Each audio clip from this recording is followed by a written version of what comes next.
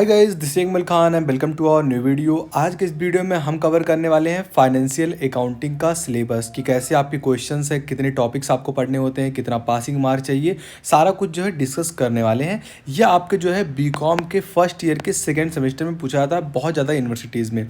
बाकी financial accounting का अगर पेपर हो रहा है देन यही टॉपिक्स आपको देखने को मिलने वाले हैं। सेमेस्टर आपका चेंज हो सकता है, वो डिपेंड करता है यूनिवर्सिटी के ऊपर।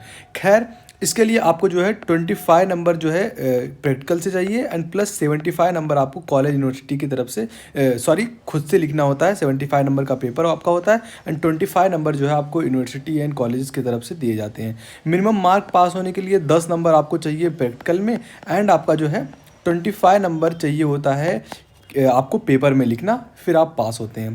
तो यहाँ आपका जो पेपर है ये 4 यूनिट्स में डिवाइड होता है। यूनिट 1 2 3 4। यूनिट 1 में आपको पढ़ना होता है फाइनेंशियल अकाउंटिंग का इंट्रोडक्शन कि कौन इसके फादर थे, या फिर आप फाइनेंशियल अकाउंटिंग क्यों पढ़ रहे हैं, इसका इंपॉर्टेंस क्या है, इसके स्कोप क्या है एंड ये हमारे बिजनेस में कैसे जो है हेल्पफुल रहता है। ये सारा जो है टॉपिक्स आप पढ़ने वाले हैं फर्स्ट यूनिट में।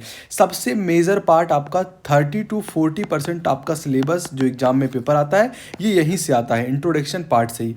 तो कोई भी आप सब्जेक्ट पढ़ रहे हो एंड किसी भी सेमेस्टर का हो, सबसे पहले मेक श्योर करिए कि फर्स्ट जो आपका यूनिट है ये अच्छा होना चाहिए, ये आपको प्रॉपर आना चाहिए, देन आगे दिक्कत नहीं होती है, ये मेरा मानना है। खैर, फाइनेंशियल अकाउंटिंग बेसिकली किसका सब्जेक्ट होता है कि इसमें आप पढ़ते हैं कि अपने अकाउंट्स का मैनेजमेंट करना, कि जैसे कि हमारा कि इस साल प्रॉफिट जो हो रहा है उसको हम बुक में कैसे शो कर रहे हैं, चाहे हमारा प्रॉफिट हो गया चाहे हमारा लॉस हो गया, कुछ भी हम कैसे अपने जो है रिकॉर्ड में उसको रख रहे हैं एंड किस तरीके से पैसे का मैनेजमेंट कर रहे हैं, उसका अकाउंटिंग कर रहे हैं। ये सारा कुछ आप पढ़ते हैं फाइनेंशियल अकाउंटिंग में। अभी आपने पढ़ा फर्स्ट सेमेस्टर में बिजनेस स्टैटिक्स क्या होता है, बिजनेस कम्युनिकेशन, बिजनेस ऑर्गेनाइजेशन, कि आपने बिजनेस को ऑर्गेनाइज किया, आपको कैसे बातचीत करना है। आप जानते हैं कि आंकड़ों की मदद से हम चीज़ों को सुटेबल कर सकते हैं। अब यहाँ आप पढ़ने वाले हैं फाइनेंस के बारे में कि हमारा जो पैसा होगा, प्रॉफिट होगा, इसको हम कैसे अपने बुक में शो करते हैं एंड कैसे उसकी एंट्री होती है, सारा कुछ आप इसमें पढ़ने वाले हैं।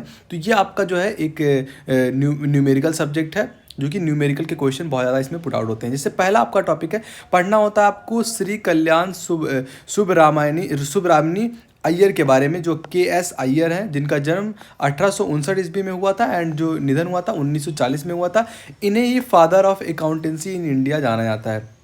श्री कल्याण सुब्रामणी जो हैं, इनको ही फादर ऑफ अकाउंटेंसी इंडिया में कहा जाता है। इनका जन्म कब हुआ था? 1859 में, 1940 में इनका जो है निधन हुआ था। तो मतलब इनके बारे में आपको पढ़ना होगा। क्वेश्चन डायरेक्टली पूछ सकता है कि what are the contribution of KS Iyer in Indian accountancy system में। तो आप जो है इनके बारे में लिखेंगे, इन्होंने कैसे योगदान दिया, तो सारा कुछ। सेकेंड आपका है कि फाइनेंशियल अकाउंटिंग जो है इसका नेचर क्या है, स्कोप क्या है अकाउंटिंग का जो नेचर है, स्कोप कितना बड़ा दायरा है, ये आप पढ़ते हैं। फिर जनरली एक्सेप्टेड अकाउंटिंग प्रिंसिपल, कि कौन कौन से प्रिंसिपल होते हैं अकाउंटिंग के जिनको आप लागू करके अपने बिजनेस में, अपने जो भी काम होता है उसमें लागू करके अपने जो है बिजनेस को सुटेबल जो है बनाते हैं। एंड कॉन्सेप्ट पढ़ते हैं उसके। फिर कन्वर्जन आप पढ़ते हैं। फिर पढ़ते हैं Indian and international accounting standard, compare वहाँ करते हैं कि इंडियन अकाउंटिंग सिस्टम किस तरीके से रन करता है एंड जो फॉरेन अकाउंटिंग सिस्टम है या इंटरनेशनल अकाउंटिंग सिस्टम आप कैसे कह सकते हैं, वहाँ कैसे चीज़ें रन होती है। एग्जाम्पल के थ्रू में टाटा की कंपनियां जितनी भी हो गई, या फिर जो अडानी अंबानी की जितनी भी कंपनियां, रिलायंस वगैरह हैं, तो इनका अकाउंटिंग स्टैंडर्ड कैसा है। फिर आप कंपेयर करते हैं टेस्ला वगैरह, बाहर के जितने भी जो कंपनीज हैं उनसे आप कंपेयर करते हैं उनके अकाउंटिंग सिस्टम से। तो ये आप पढ़ते हैं अगले यूनिट में, अगले टॉपिक में। फिर आप पढ़ते हैं अकाउंटिंग जो आपके मैकेनिक्स जो है अकाउंटिंग के, उनके बारे में पढ़ते हैं। जैसे इंपॉर्टेंट आपका है डबल एंट्री सिस्टम, किस तरीके से आप डबल एंट्री सिस्टम बुक में शो करते हैं, ये आप पढ़ते हैं। फिर आप पढ़ते हैं जो प्रिपेयर करना होता है आपको जनरल एंट्री के बारे में, तो उसको कैसे शो करते हैं। फिर आपका लेजर बनाना कैसे कैसे कैसे करते हैं उसको। फिर ट्रायल बैलेंस करना। फिर प्रॉफिट एंड लॉस अकाउंट कैसे करते हैं। बैलेंस शीट को कैसे शो किया जाता है। Concept of income and it's measurements, कि इनकम जो आया फिर उसका मेजरमेंट कैसे करते हैं एंड उसको जो है, या प्रॉफिट हुआ या लॉस हुआ, उसको जो है कैसे अकाउंट में शो करते हैं, बैलेंस शीट कैसे बनाते हैं। मतलब ये सब पहले यूनिट में आप पढ़ने वाले हैं। तो बहुत ही मेजर यूनिट था यूनिट नंबर 1। सेकेंड यूनिट में डायरेक्ट क्वेश्चन रॉयल्टी अकाउंट से पूछे जाते हैं कि रॉयल्टी अकाउंट्स क्या है, या फिर आपका हायर परचेज अकाउंटिंग क्या है, या इंस्टॉलमेंट पेमेंट सिस्टम तीन सबसे मेजर पॉइंट्स हैं आपके यूनिट जो है सेकंड में। यहाँ से 15 नंबर के मतलब बड़े बड़े क्वेश्चंस पुट आउट होते हैं।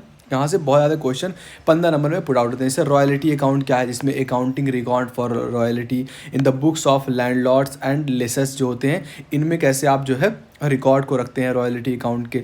फिर आप पढ़ते हैं जो आपका है रिकॉपमेंट के बारे में पढ़ते हैं, ऑफ शॉर्ट वर्किंग। फिर आप सब लीज के बारे में पढ़ते हैं, शॉर्ट वर्किंग रिजर्व अकाउंट के बारे में पढ़ते हैं। तो मतलब ये सारा आप जो है रॉयल्टी अकाउंटिंग के अंतर्गत पढ़ते हैं। मेन टॉपिक आपका है रॉयल्टी अकाउंट। फिर आप पढ़ते हैं हायर परचेज अकाउंट, जिसमें accounting record in the books of higher purchase and vendor जो होता है, इसके जो बुक्स में कैसे शो करते हैं आप हायर परचेज अकाउंट को, ये सारा पढ़ते हैं। फिर different method of calculation of interest and cash price पढ़ते हैं। फिर मेंटेनेंस ऑफ जो आपका सस्पेंस है अकाउंट, उसको पढ़ते हैं। फिर पेमेंट ऑफ प्रीमियम पढ़ते हैं। फिर default in payment and partial rate of return जो गुड्स का है उसको पढ़ते हैं। ये आप हायर परचेज अकाउंटिंग में पढ़ते हैं, ये भी इंपॉर्टेंट है।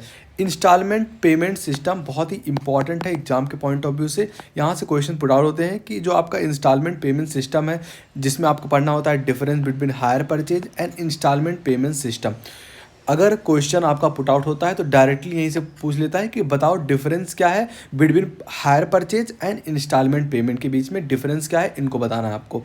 एंड अगला टॉपिक क्या है इसमें इंस्टॉलमेंट एंड पेमेंट सिस्टम में, कि accounting record in the books of purchase and vendor जो होता है, इनके इंटरेस्ट और जो आपके सस्पेंस होते हैं, इनके अकाउंट को कैसे शो किया जाता है, ये आप पढ़ते हैं इंस्टॉलमेंट पेमेंट सिस्टम में।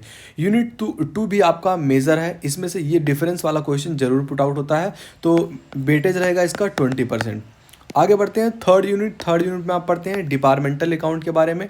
जो डिपार्टमेंटल अकाउंट होता है कि किस तरीके से हम डिपार्टमेंट में बांट के अकाउंटिंग सिस्टम को रखते हैं, कि कॉस्ट का अलग जो है मेजरमेंट होगा, प्रॉफिट का अलग होगा, प्रॉफिट लॉस का अलग होगा, या फिर जो आप रॉ मटेरियल्स पर खर्चा कर रहे हैं, मतलब उसको डिपार्टमेंट में जो है बांट कर अकाउंटिंग करना, इट कॉल्ड डिपार्टमेंटल अकाउंटिंग। जिसमें मैथ मीनिंग क्या है इसके, ऑब्जेक्टिव क्या है, क्यों इसकी ज़रूरत पड़ी, एंड इम्पॉर्टेंस क्या है इसकी, इससे हमें क्या लाभ होता है, कि अगर एक ही आदमी सारा अकाउंट का सिस्टम संभालेगा देन आपको डेफिनेटली जो है प्रॉब्लम होगा, क्योंकि वहाँ टाइम भी वेस्ट होगा एंड हमारा जो लेबर कॉस्ट है वो भी ज़्यादा बढ़ेगा। हमें ज़्यादा एम्प्लॉय को रखेंगे तो हमें एम्प्लॉयमेंट ज़्यादा देना पड़ेगा। तो वहाँ क्या करते हैं हम जो है एक ही पे रखते हैं, तो हमारा बहुत ज़्यादा जो है बहुत ज़्यादा एक ही आदमी पे बर्डन हो जाता है। एंड आपको पता होगा अगर अकाउंट में थोड़ा सा भी मिसमैच होता है देन डेफिनेटली आप under capitalise and over capitalise हो जाते हैं। तो वहाँ आप आगे पढ़ने वाले हैं। बाकी डिपार्टमेंटल अकाउंट किस तरीके से बांटते हैं, मेथड, ऑब्जेक्ट्स एंड इंपॉर्टेंस क्या है इसके,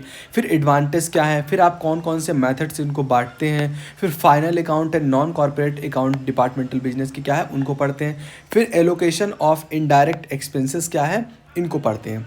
तो ये सारा जो है थर्ड यूनिट में आपके है, जिसमें डिपार्टमेंटल अकाउंट के अंतर्गत ये सारे यूनिट आए।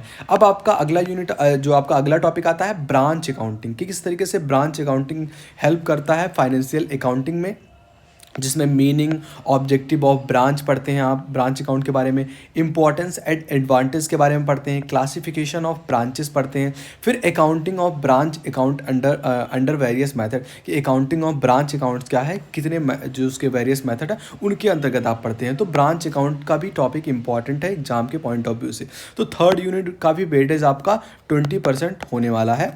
एंड अगला है आपका इंसॉल्वेंसी अकाउंट, कि क्या होता है इंसॉल्वेंसी अकाउंट, मीनिंग क्या है, इनके सर्कमस्टेंसेस क्या हैं ऑफ इंसॉल्वेंसी के। फिर आपका आता है अगला टॉपिक इसमें कि प्रोसीजर क्या है ऑफ जो आप डिक्लेयर करते हैं इंसॉल्वेंसी को, इसके जो है क्या प्रोसीजर्स हैं, कैसे हम इसको कर सकते हैं। फिर आप प्रिपेयर करते हैं statement of affairs and deficiency के बारे में जो है आप प्रिपेयर करते हैं, स्टेटमेंट जो है अकाउंट बनाते हैं वहाँ।